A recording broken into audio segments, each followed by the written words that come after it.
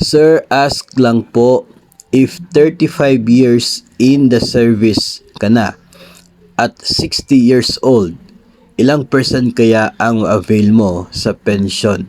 Okay. 60 na yung edad, so pwede na magretiro, no? Baka nagpaplano na mag-retire dahil 60 na po yung edad. Meron ka ng 35 years sa serbisyo. Sa GSIS kasi na computation ng pension ay makikita po natin doon na nasa 2.5% sa bawat taon ng PPP.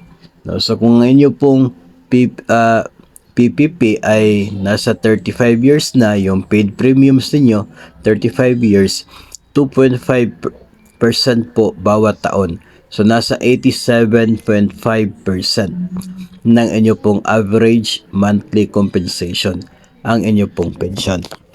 Ito po ay medyo mas mataas po dyan yung actual kasi yung average monthly compensation dagdagan po siya ng 700 saka i-multiply doon sa doon sa 2.5% at doon sa PPP.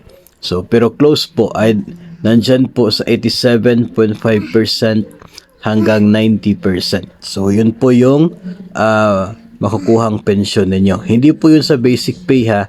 Yun po ay doon sa average monthly compensation in the last 3 years.